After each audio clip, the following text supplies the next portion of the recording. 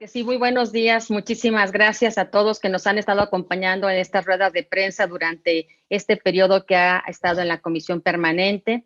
Y decirles que, pues bueno, ciertamente el día de hoy terminan los trabajos de la comisión y que en el balance general que hemos realizado ha quedado claro que en los tiempos que vivimos reclamaban un esfuerzo mucho mayor de concentración y de concertación dentro del Congreso de la Unión, en un acto de mucho patriotismo político y de una de definición clara y ética resuelta hacia el bien común. Lamentablemente, no logramos la mayoría de los consensos dentro con la fracción mayoritaria que está ahora en ambas cámaras y que, pues bueno, lamentablemente vemos cómo se han dejado algunos temas ante la insensibilidad de construir soluciones que nos incluyan a todos y que respondan realmente a las necesidades de los distintos grupos de la sociedad. Tristemente vemos cómo el partido oficial, tanto en el poder legislativo como en el poder ejecutivo, a los mexicanos que sufren ni los ven ni los oyen tampoco.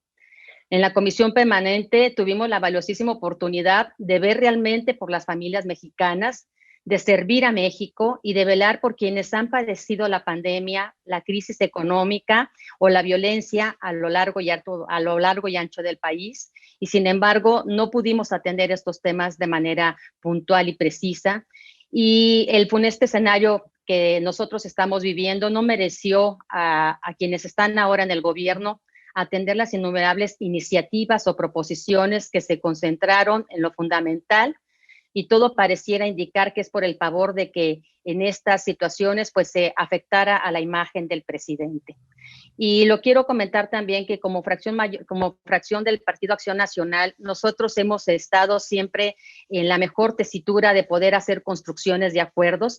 Tan es así que dentro del balance que se hizo dentro de la comisión permanente, pues llegamos al acuerdo de hacer sesiones extraordinarias, 3 de ellas que llevaron trabajos a la convocatoria para que sesionara el Pleno de la Cámara de Diputados. En el primer periodo, el 30 de junio del 2020, lo que fueron las leyes del TEMEC, que prácticamente pues de estas se aprobaron 4 de las 9 iniciativas que estaban por ahí pendientes y a los cuales se llegaron los consensos y que quedaron debidamente aprobadas en esta comisión, y al acuerdo también de la Junta de Coordinación Política por el que se reanudaba el proceso de elección de consejeras y consejeros del Consejo General Electoral del INE.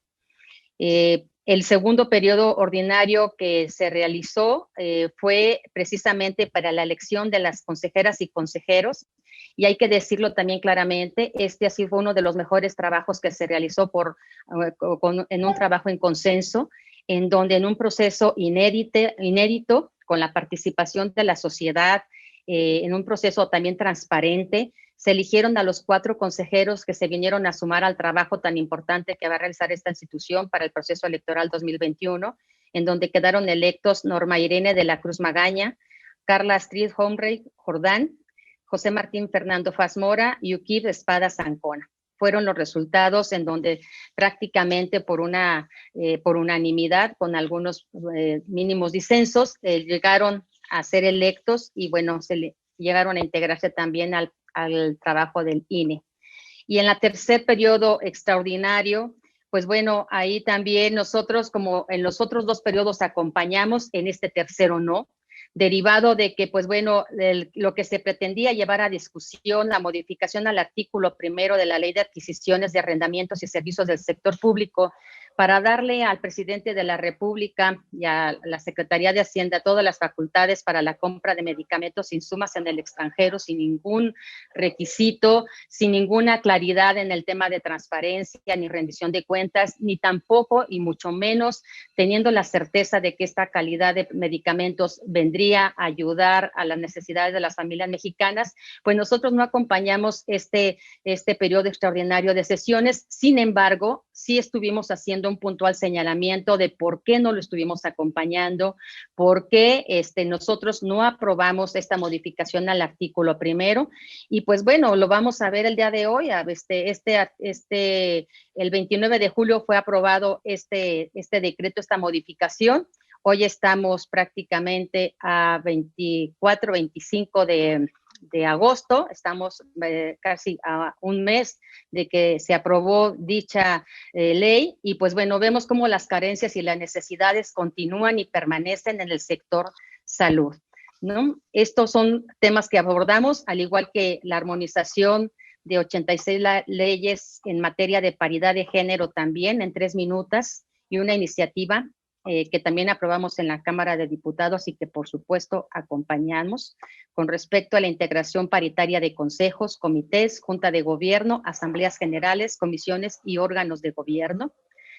Y también una modificación a la ley de transparencia y acceso a la información para establecer el texto público íntegro de las sentencias judiciales. Estos fueron los temas que abordamos, en los que tuvimos nosotros participación, que tuvimos acuerdos, pero como decía la senadora Lupita, lamentamos que otros temas importantes, en el tema de salud, en el tema de seguridad, de reactivación económica, de brindarle a las familias un ingreso mínimo vital en esta época de pandemia, pues son temas con los cuales nosotros nos llevamos pues esa lamentable falta de capacidad por parte de la fracción mayoritaria para poder llegar a los acuerdos necesarios y verdaderamente favorecer y ayudar a las necesidades de las familias mexicanas.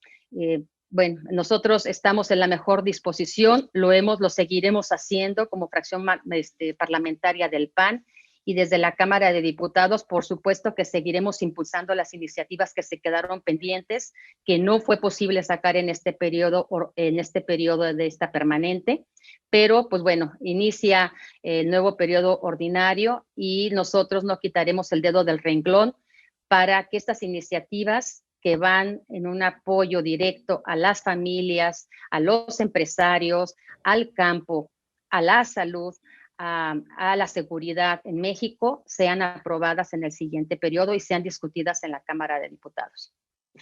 Gracias, Sergio. Muy buenos días a mis compañeras y compañeros legisladores, a los medios de comunicación que siguen esta rueda de prensa. Y pues efectivamente, como ya se ha relatado aquí, tenemos mucha preocupación por lo que está sucediendo en mi estado, por lo que está sucediendo en Baja California Sur, donde estamos desafortunadamente viendo un nuevo capítulo de una disputa que ya lleva meses en el Congreso de Baja California Sur, que ha tenido paralizado al Congreso del Estado por varios meses en esta situación donde pues efectivamente se debería estar más discutiendo temas como las crisis que estamos viviendo, tanto en materia de salud como en materia económica. Y sin embargo, lo que vemos es a diputados y diputadas de Morena y del PT que prácticamente han secuestrado el Congreso, lo han convertido en un poder espurio que viola la ley y desafía el mandato de autoridades judiciales como resoluciones de la Suprema Corte de Justicia de la Nación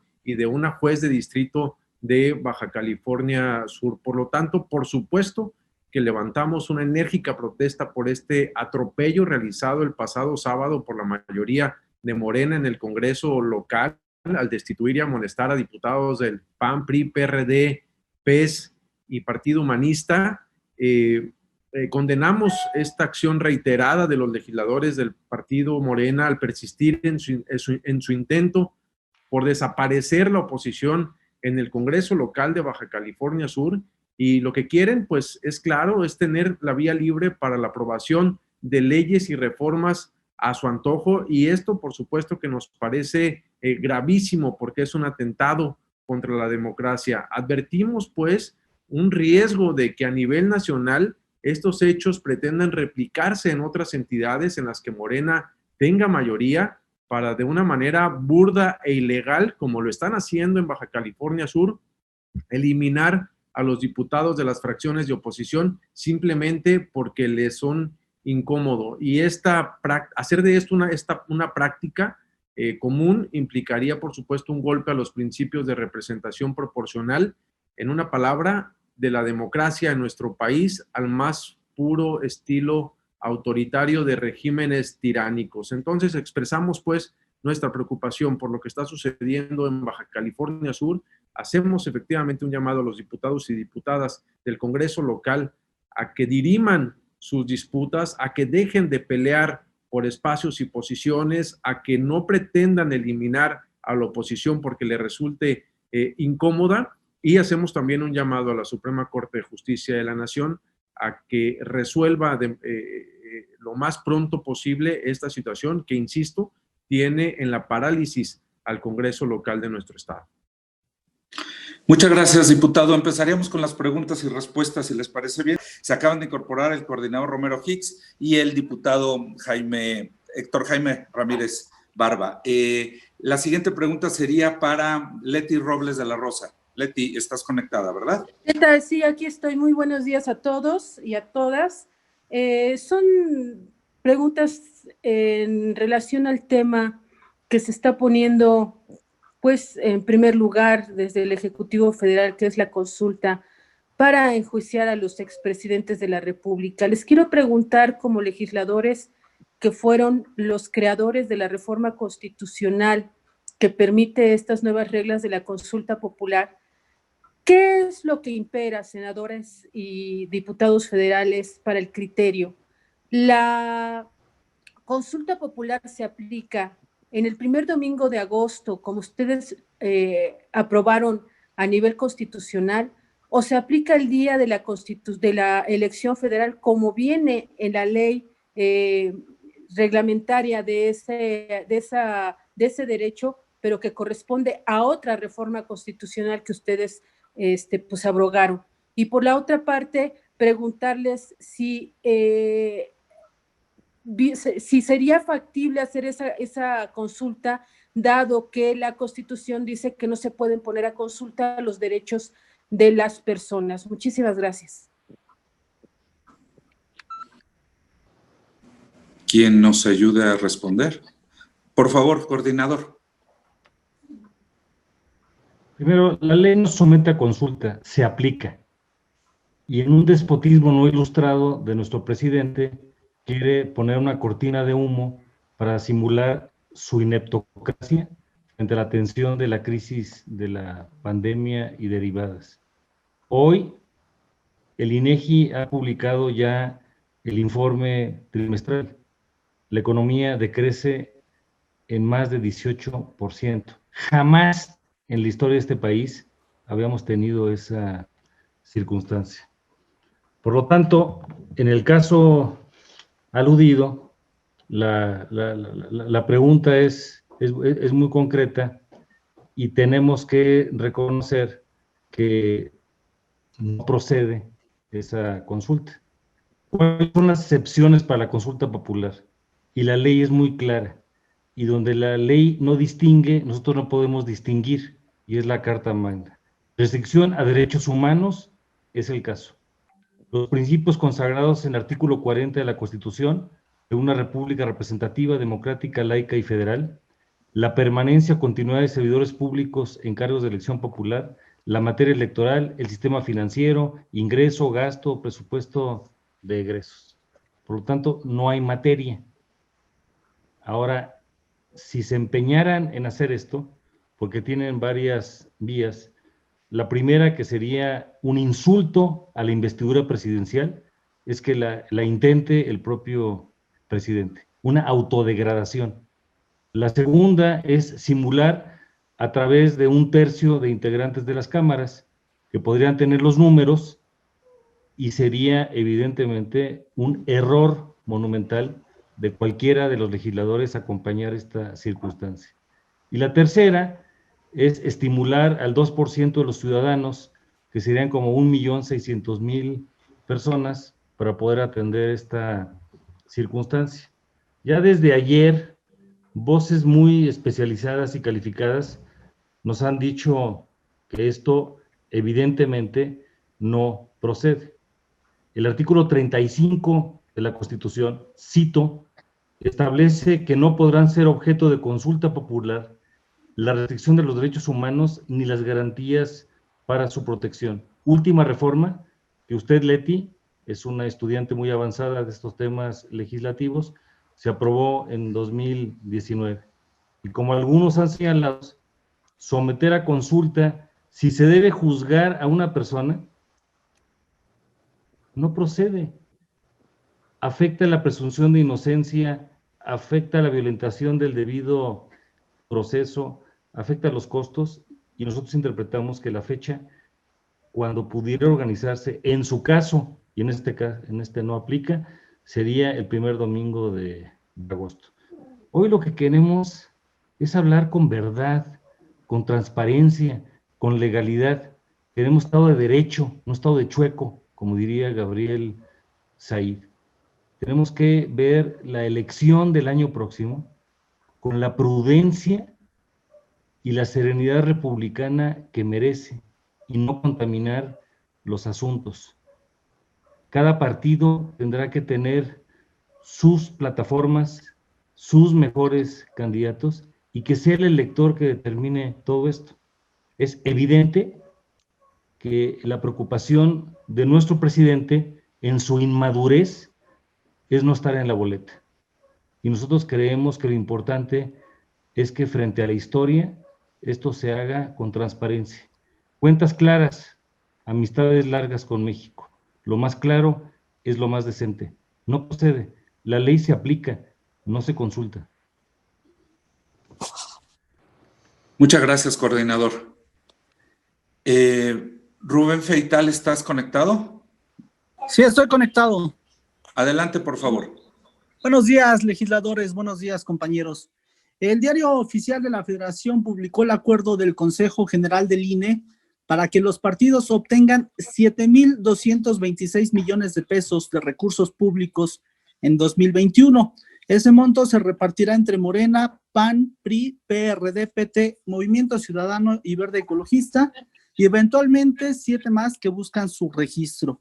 En este contexto que está viviendo nuestro país por la pandemia y la situación económica, ¿ustedes considerarían en un acto de sensibilidad poner el ejemplo y renunciar a una parte o a la totalidad de esos recursos, tomando en cuenta que estos recursos pues serán utilizados para cuestiones electorales, para publicidad, pendones, gorras, playeras? ¿Ustedes estarían dispuestos a renunciar a parte o a la totalidad de estos recursos? Gracias.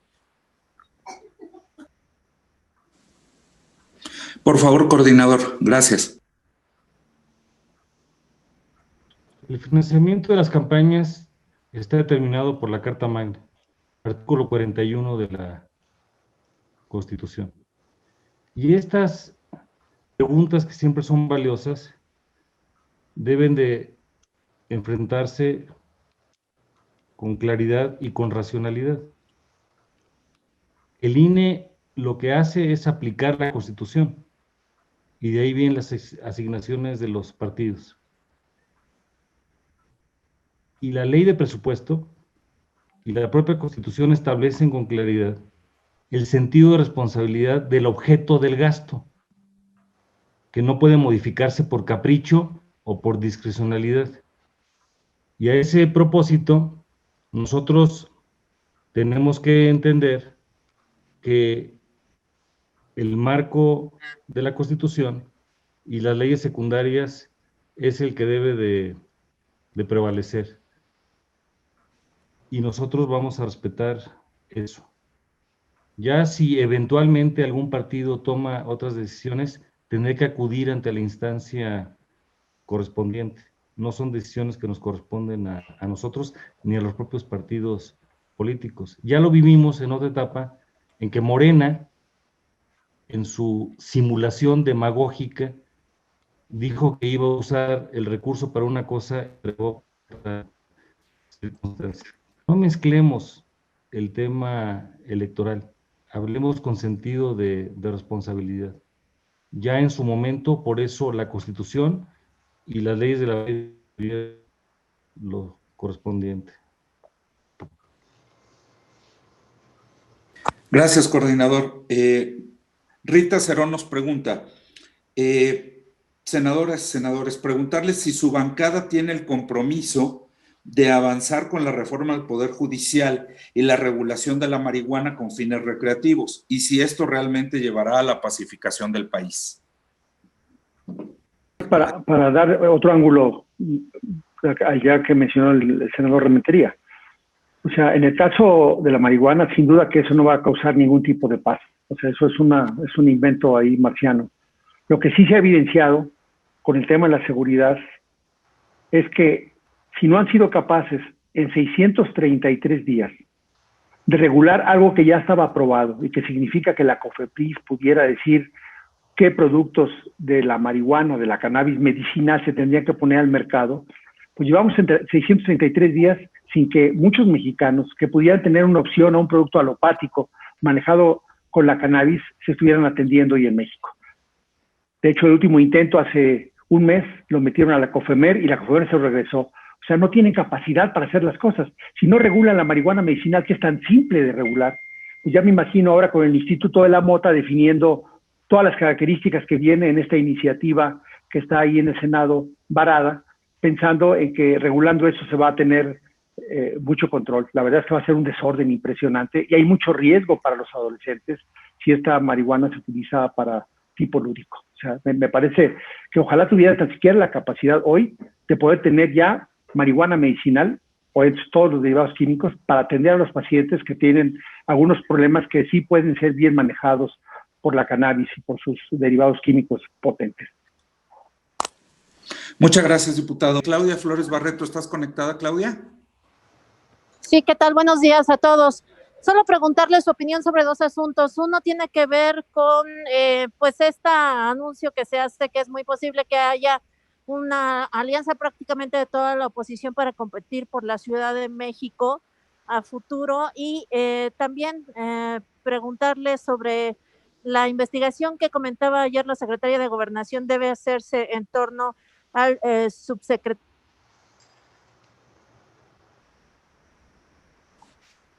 Clau, se cortó la segunda pregunta. Secretario Peralta, usted sesión, pues ya ha tenido algún... A ver, ¿me escuchan ahí? Sí, ya te escuchamos. Bueno, les preguntaba que si están de acuerdo y respaldan lo que anunciaba ayer la Secretaría de Gobernación, que se investiga hasta las últimas consecuencias el asunto del diferendo entre el subsecretario Peralta con el alcalde de Tijuana, y recuerdo que también tuvo ahí algún diferendo con el gobernador de Tamaulipas. Gracias. Sobre la alianza en la Ciudad de México, ¿quién desea responder? Igual y no están de acuerdo, pero a lo mejor así me pueden ayudar expresándolo. Gracias. Un comentario, es el punto de los partidos políticos. Nosotros estamos en la ruta legislativa y entiendo que el senador Rementería también quiere ofrecer un comentario. Es interesante porque es la primera vez, creo yo, que no tienen una opinión en torno a un asunto que compete directamente al partido.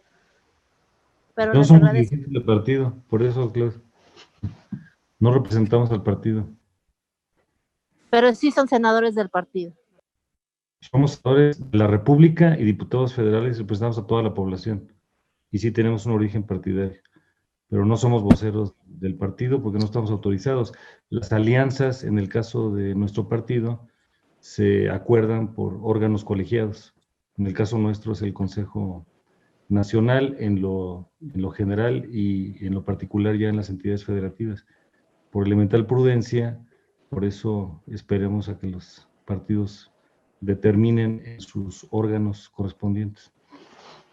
Claudia Salazar, ¿estás conectada, Claudia? Sí, perdón, es que no pude quitar el sonido de conectarme. Sí, para el diputado Romero Hicks, si me puede ayudar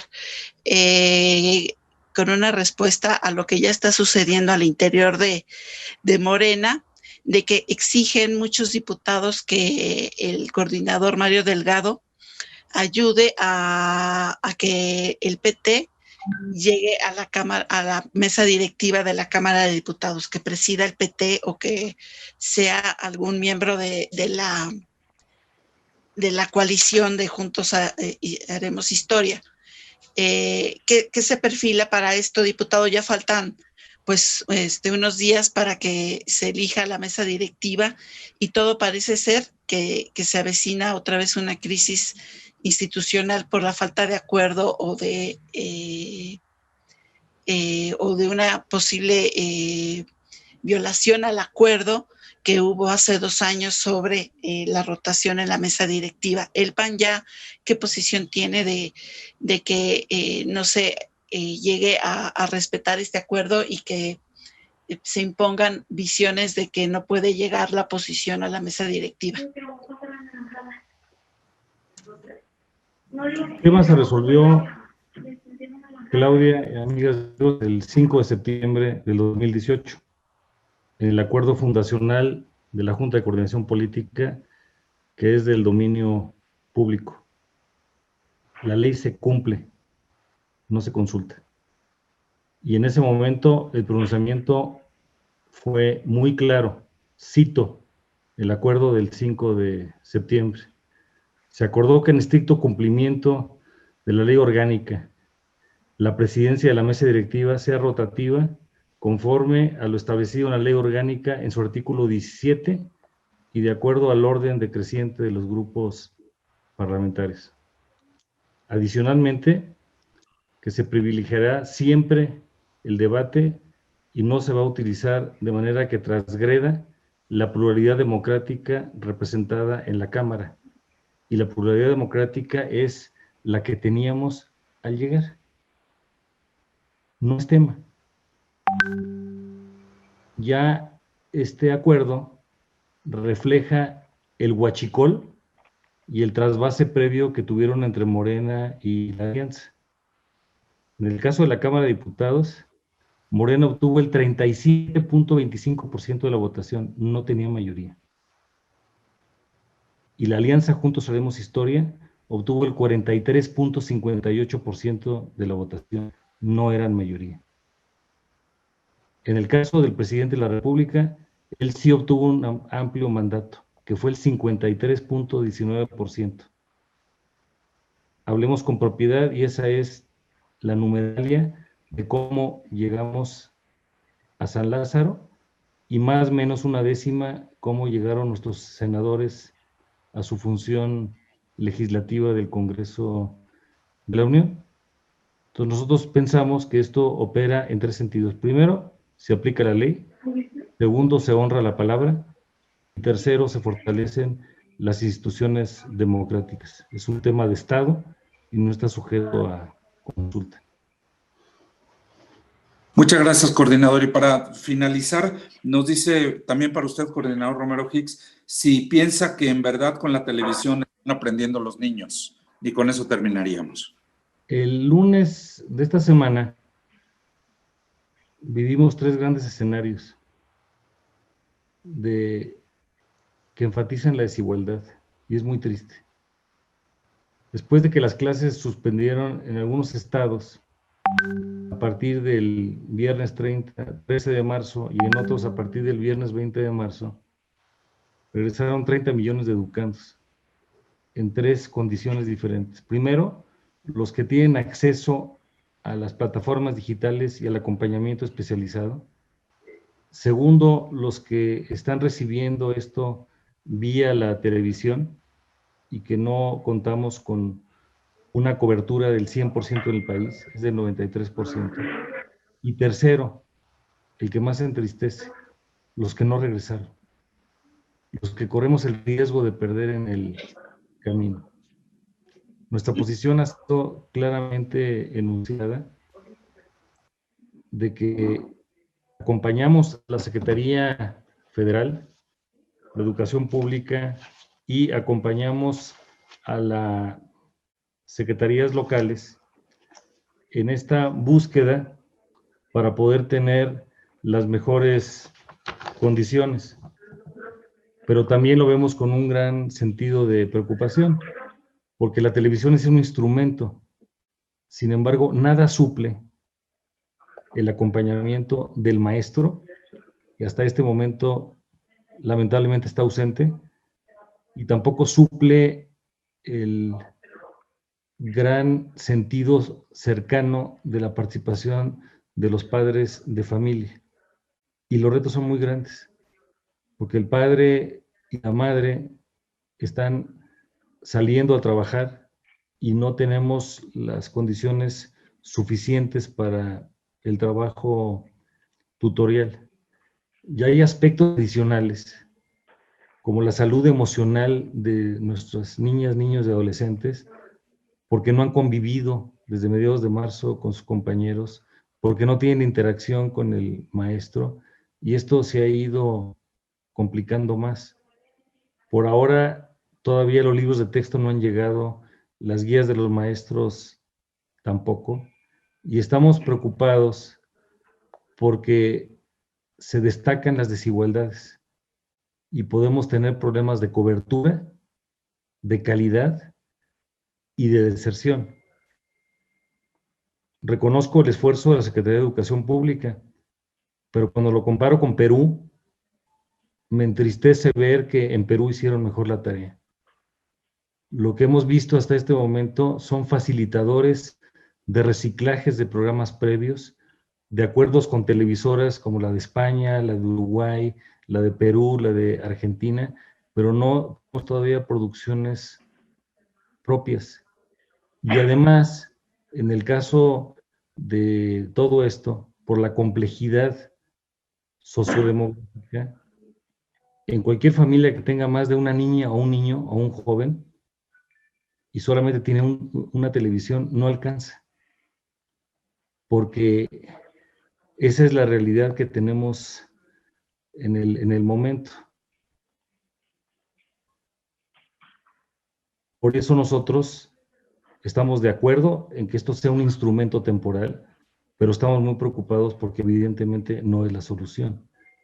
Por otro lado, habrá que hacer muchas modificaciones. El modelo educativo no se hizo para ser digital, los planes de estudio tampoco, las evaluaciones quedaron pendientes, no sabemos sobre qué criterios e instrumentos se va a hacer la evaluación que mida los conocimientos, las habilidades, los valores, las conductas, las actitudes del educando. Entonces estamos ante una tragedia inédita que, aunque no es culpa de la autoridad federal, sí necesitamos utilizar un mayor sentido de innovación. Innovar consiste en pensar en lo que nadie ha pensado, y eso es lo que nos debe de inspirar en este momento.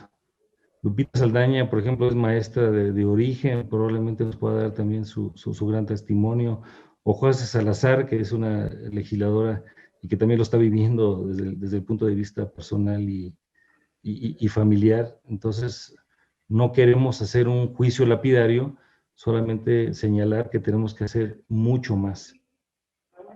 ¿Cuánto vale el sueño de una niña, un niño y un joven que no encuentra ese espacio? Hoy eso es lo que tenemos que hacer. Por eso la televisión es solamente esa parte del instrumento. Nosotros emitimos un decálogo que incluye diferentes aspectos. No quiero entrar a tanto detalle, pero sí vemos con preocupación que no estamos haciendo suficiente.